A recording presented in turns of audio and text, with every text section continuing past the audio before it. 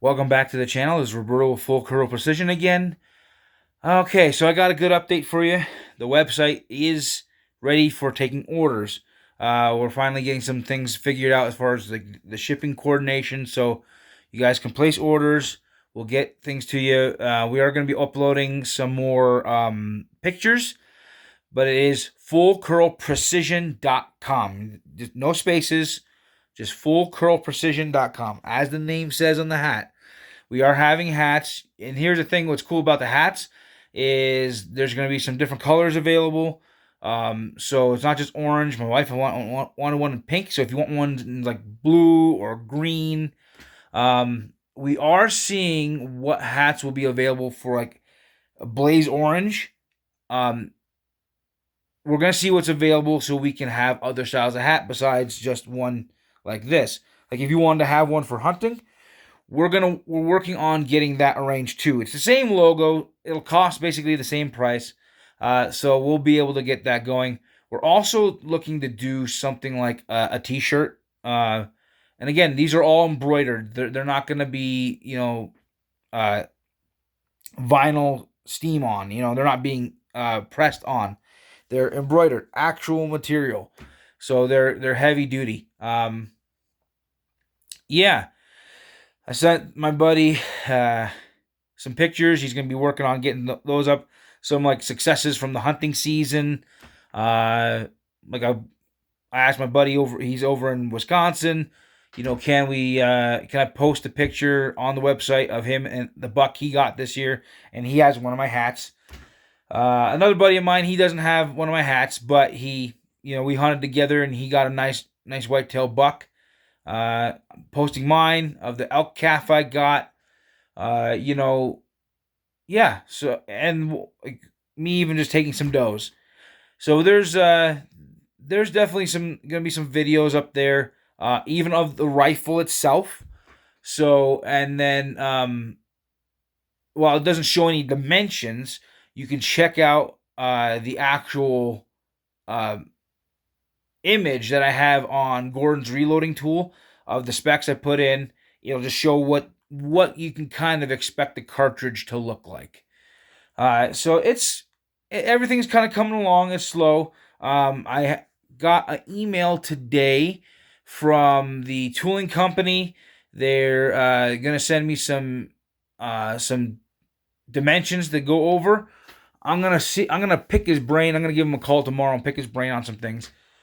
And then what else? I am gonna send him once we get some cross sectional uh, um, dimensions put in of the rifling pattern. The same tooling company that's making my reamers and dies also makes buttons and cutting tools.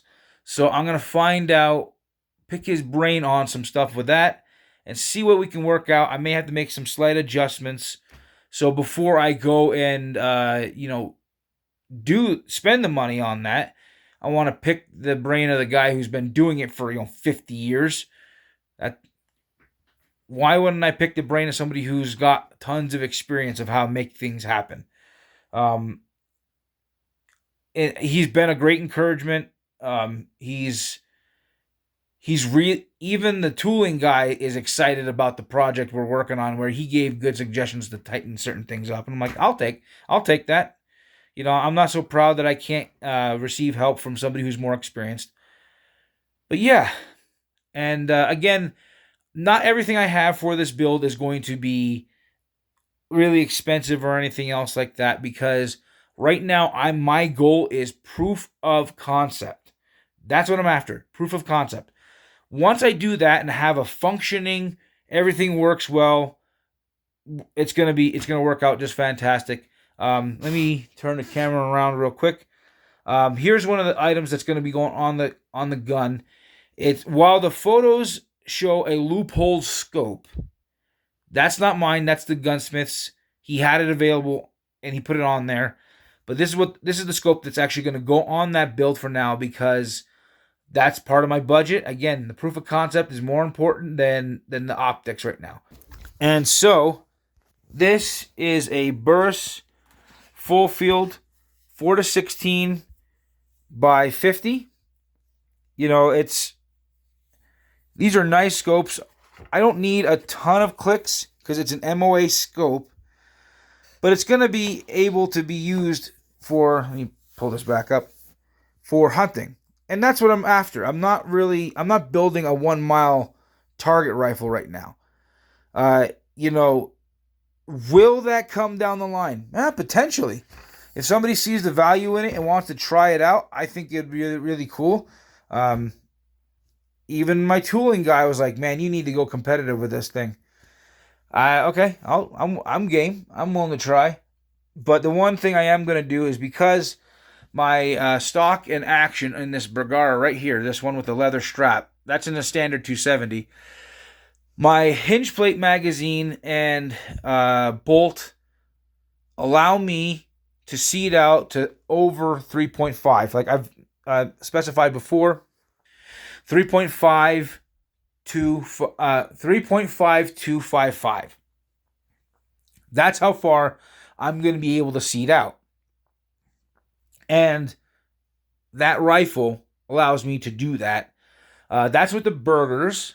The Sierras, the 175 Sierras, are going to be seated at 3.95, and so it's right there at the cuspus of 3.5. And then your 165 grain. Why am I drawing a blank? Nosler AccuBond long range. There you go. I use them enough. You think I'd. Anyway. So that is going to sit just like in the mid 3.4 range, like 3.45, 3.46, something like that. The 150 grain is going to be right in there, like 3.44, 3.45. And then several. The nice part about it too is, I even have, let me pull this up. Let me turn the camera back around so you can see it. Once I do this, this is a 140 grain Sierra Game Changer. And notice where it is. It's like right at the neck, right? So the boat tail is right in the neck. It's going to be able to seed out far. I mean, look at that. It's coming right in the neck. That's why I want to leave. That's why I'm retooling and getting the necking right, because I want that to be able to be the case. Because of that dimension right here on this, how long this neck is, of 0.3842, I'm getting a good grip on that bolt all the way around, even with a little bit of a boat tail in there. At least half of that neck is grabbing the bullet. And so that's going to be something, I'm going to be doing. So, and then I was trying out some 136 grain terminal Sense. It doesn't grab a whole bunch of it. Let me actually grab out one of those out of my drawer. Here we go. So I have these right now. I pulled these out of some factory boxes. So again, if you look at that, it doesn't seem like there's all that much there. Let me see if I can turn that. There we go. You have those two grooves for fouling and reduced resistance on the contact, right? A long boat tail, but the neck grabs all the way up to the second ring, like right in the middle of the second ring. So it actually has quite a bit of surface contact. Here, I haven't adjusted this press at all. Let me grab out an empty.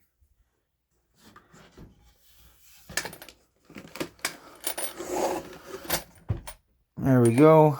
Do that. And those ones have primers in them, so I don't use them for these kind of demonstrations.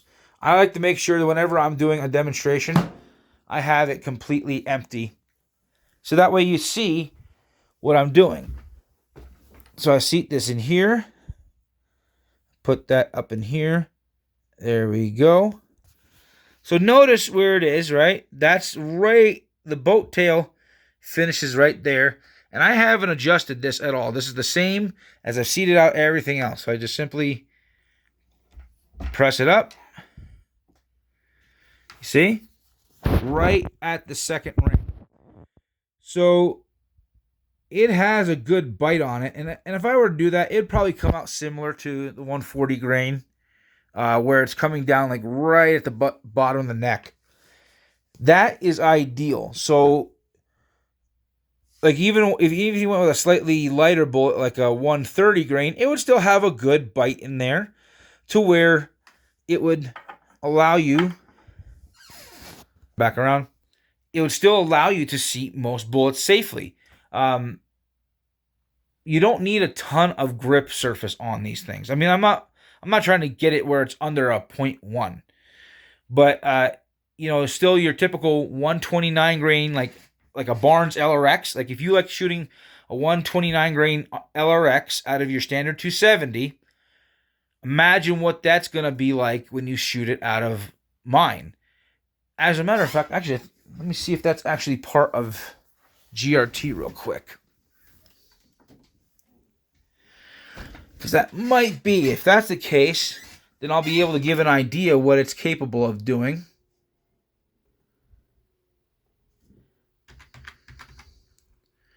Okay. All right. Go back over here.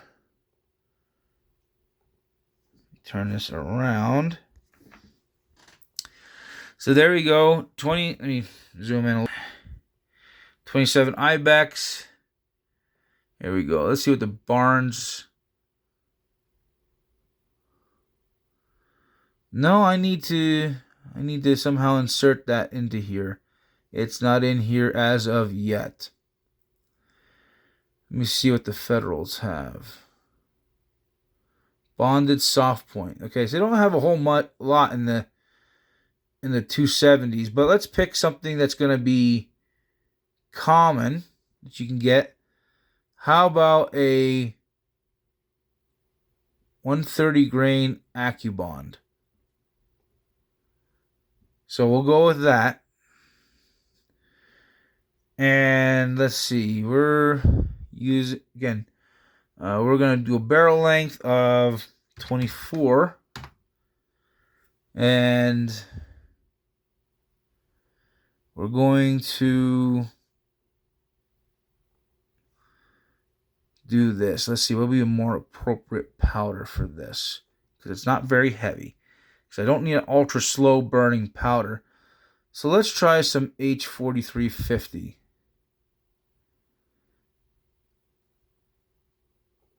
Let's bring that down to 62.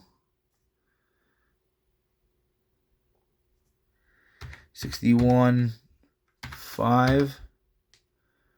Let's try 61. So here's a fun one. So a 130 grain Nosler AccuBond, okay, with 61 grains of H4350 out of my case design gets you 3210 feet per second. That's moving. So, yeah, this is going to be a fun one. This is going to get you real close to your 270 WSM type performances. So this is gonna be a fun one. Let me actually play around with this a little bit. Let's try some Vita Vori N555. There we go. This might be a little better. Let's try 64 grains. Try 63.5. Also 3210. Let's try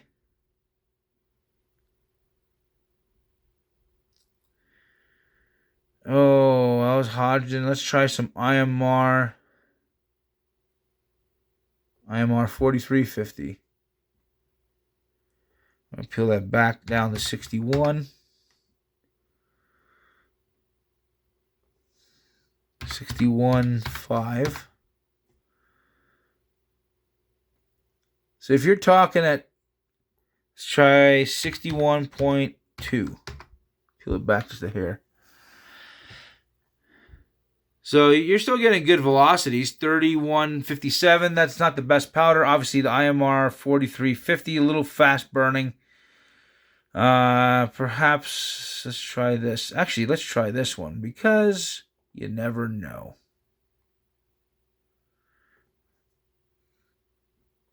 Maybe it's not heavy enough. Let's try 65. Yeah, the H1000 just won't work because it's not going to be cooperative with it. Let's try. Yeah, definitely too slow. But yeah, this is kind of the fun part about using this is let's try some ram shot big game.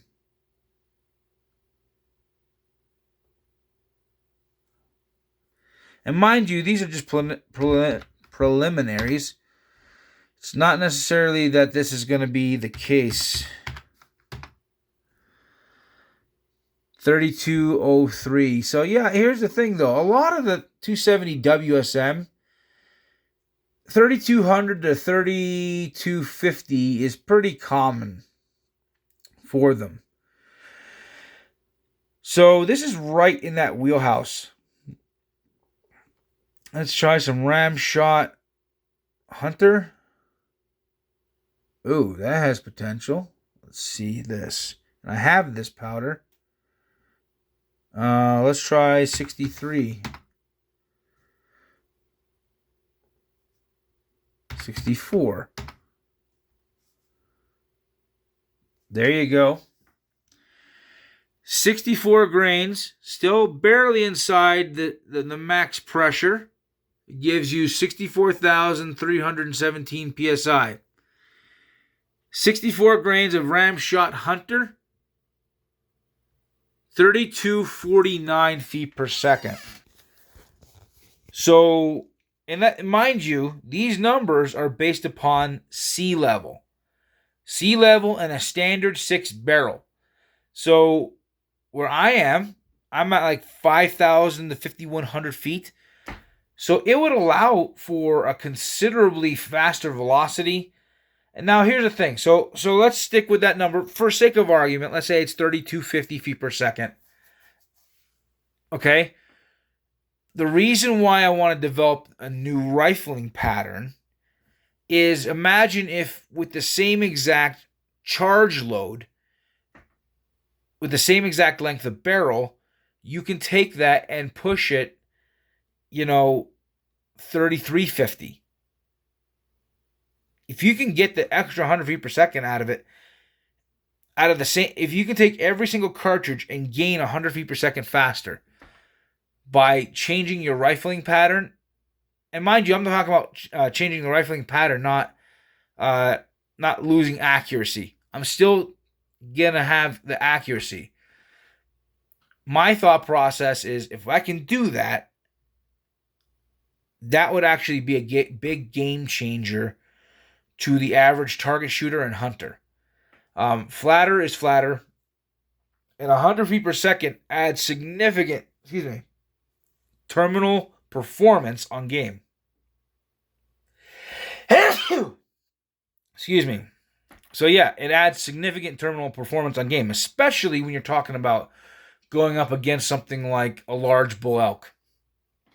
Anytime you're dealing with larger critters, every bit of velocity gain you can have and terminal performance is gonna be the right choice. So that's what I'm aiming to do, is build not only a new cartridge, but also to build a better rifling inside of a barrel that allows you high accuracy along with higher velocities. With less resistance inside the barrel, you get also more barrel life.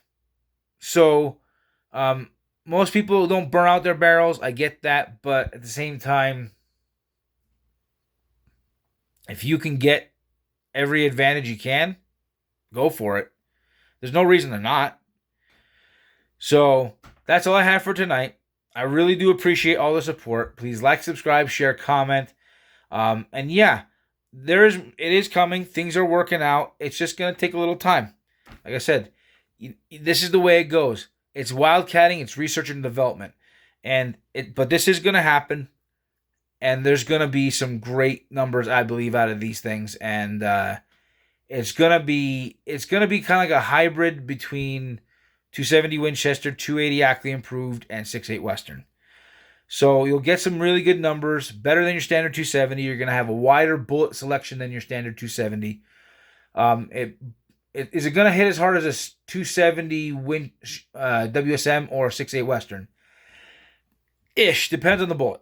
It depends on the exact load, different things like that. But for the most part, those magnums are going to have a little bit more, but they also cost more. I mean, if you go and try to find a 270 WSM or a 6.8 Western, they're not as common. They're typically a little bit more money. So, yes. But that's all I have for tonight. So please like, subscribe, share, comment, and we'll talk to you again.